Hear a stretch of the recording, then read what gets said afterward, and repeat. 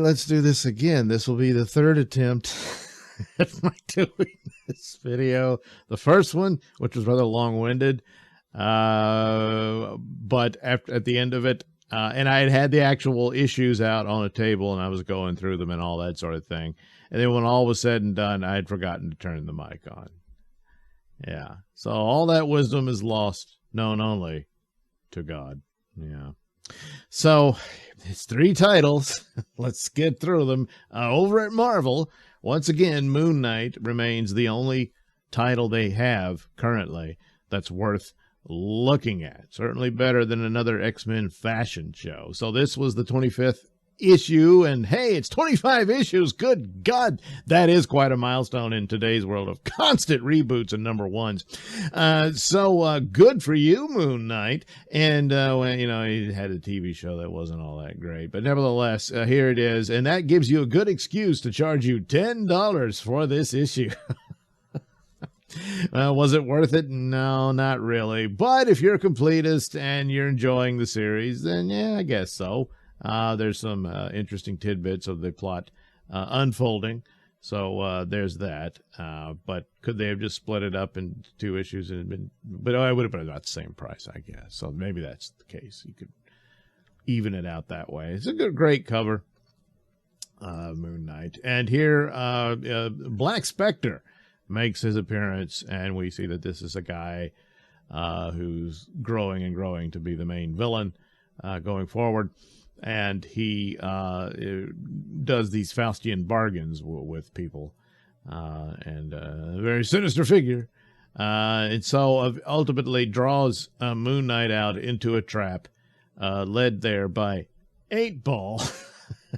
So there is a certain humorous approach to this, and a lot of this, there's other villains that show up to take on Moon Knight, and they're really no match for him, even though they've got all the advantages. He takes a brutal beating, but he ultimately triumphs over them all.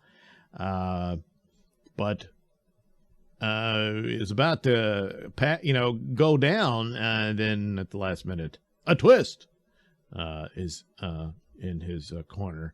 So that sort of thing. But it has its moments like this. I can say, well, you know, it's the best Marvel title because it sticks to the basics of he fights bad guys. He's a superhero. With all the clutter of crazy shenanigans that have gone on with Moon Knight for quite a while now. Some of them are entertaining. Some of them are interesting. Some of them just drag on and are used to try to cover up lackluster plot and whatnot.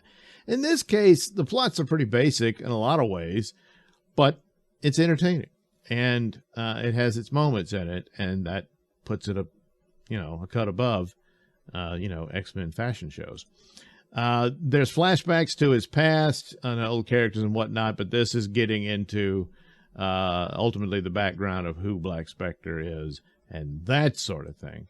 But as all the best laid plans, even the killer drones cannot stop Moon Knight, who doesn't have a problem with using guns once in a while.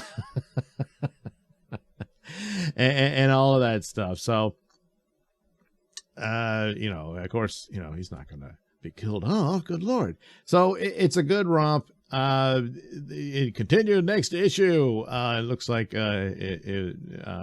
Hunter Moon might take center stage, I guess. I don't know. And hang out with the Mole Men, or the Mole people, whatever. Mole Man's crew. And so there you go, and we'll see what happens there. I'm wondering, does he take center stage from this title? Because there's going to be, here I'll jump ahead, another series. So I don't, it doesn't say mini-series or anything, a new series, Moon Knight, City of the Dead. And I'm wondering if the Mark Spector Moon Knight continues on in this title, where Hunter Moon takes on the other one. I don't know if that's the deal, or if it's just he gets 2 titles.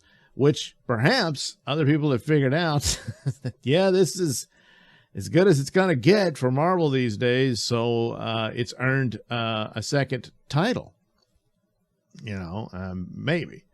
A lot of things don't make sense at Marvel, so who knows why. But, it's interesting.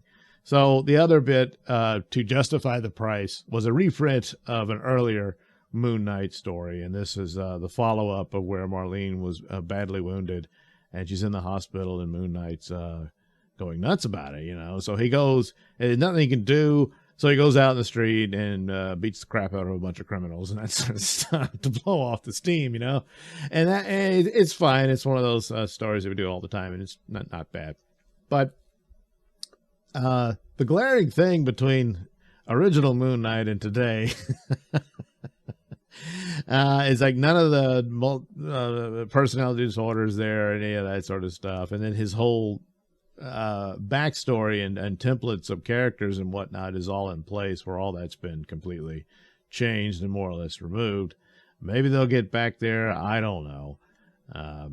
But there's kind of more negative than plus of putting it there, because it makes the previous one look bad in some ways, about a certain amount of stability that appeared in the old story and its structure and whatnot. But, well, they did it, so you get the reprint in it, and it's fine. It's good, and all that. So, again, best thing they've got going is Moon Knight, so guess they'll do another Moon Knight instead of fixing their other titles. Well, do you want to wait and find out if they will? Yeah, you know the old saying, don't hold your breath.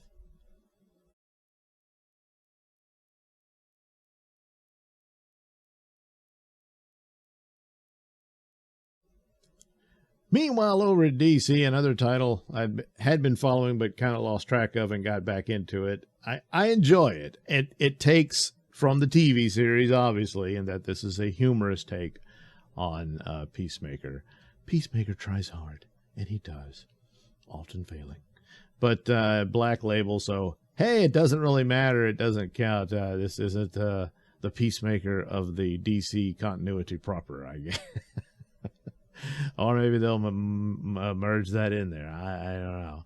But a lot of the elements that the TV show introduced are here, but different. And it's easier to draw stuff than to film it. So a lot of more interesting stuff will take place in it. Let me see how they do this. Well, that's actually the third issue. Does it go for no? That's my little thing. Yeah. This one. So it's a buddy scenario. And Mala, of course, was in Doom Patrol, and Doom Patrol is over and done with, but that would have been a vehicle that I think James Gunn could have tackled as well.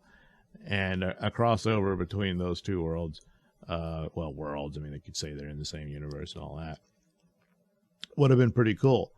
But anyway, the idea is that, the Brain stole Peacemaker's dog. And it's a funny romp as it goes, and then oh no, a heartbreaking twist at the end that leads into this issue where he gets in a bar fight with yet another who was it? Was it Moon Knight? I think you had read earlier, or not Moon Knight. I can't even, it was one of the DC titles. But it was like, Green Lantern, where he took on a group of villains that was kind of like a knockoff of the Wrecking Crew from Marvel. Well, you kind of get that here, not the same guys, but but they're very devout to their union and all that. It's just a hilarious way of doing it. So I enjoy it for what it is. If you would rather a more serious take on Peacemaker, well, you're out of luck. This is kind of reminiscent of way back when they had Major Bummer, that kind of thing, playing up on that. But it's a fun romp to read, and so that's pretty much what you can expect for Peacemaker, who tries hard. And what more could you ask?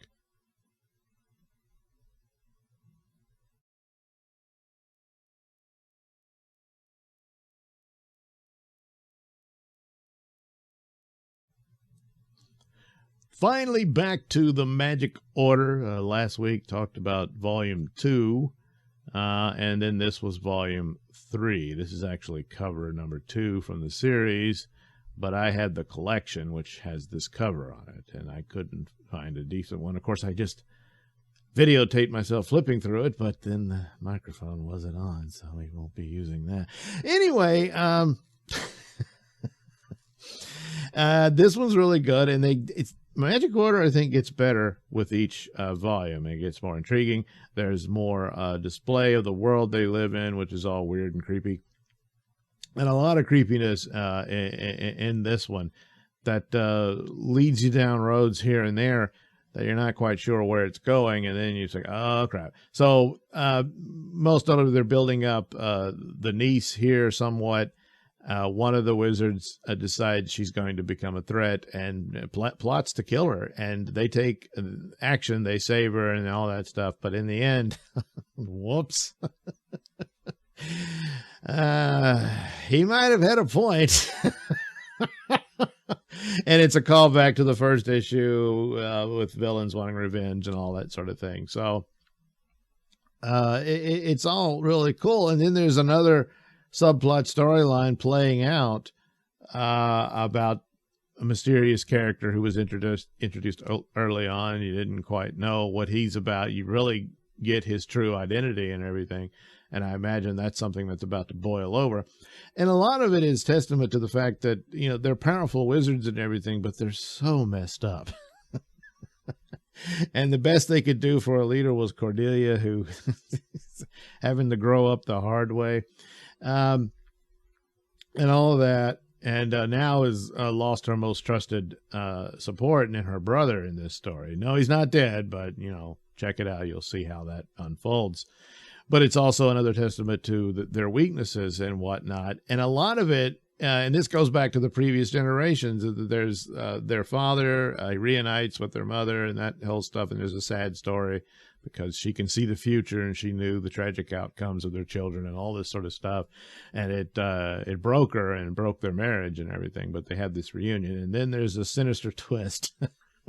Another one at the end. It's horrible and sad at the same time. But the thing of it is that they do save the world from the dangers of these supernatural horrors, but they just kind of put band-aids on it because they're not really good at what they do. And I mean, the last one was just an accident, really. You know, oh yeah, we kicked this guy out. So officially, he wasn't a member. So the villain's spell to take the powers away wouldn't work on him. So he could save them. You know, so I was like, well, phew, got lucky that time. Boy, it's almost as if you always do. So there's constant problems that they just sort of settled. And you probably should put more maintenance and watchful eyes on it, but you can see cracks forming and other people that are getting irritated with the positions they're in and that kind of thing. And there's horrific troubles just boiling up under the surface there. And they should see it coming at this point, but it probably don't. They've got something else to deal with. And so it's a very engaging, great series. And you just can't go wrong so far with Mark Miller or Millar. Well, you get the idea. Also, the art, they're different artists for each one, but they're top notch. And in this one, had a lot of, not quite, but really close Alex Toth influence in there. And especially there's this black and white scene they do where they're reading a comic book and, you know, for reasons that is all part of the supernatural aspects of this thing. But it was very reminiscent of that style that Alex Toth did. So that's an extra bonus for the Magic Order.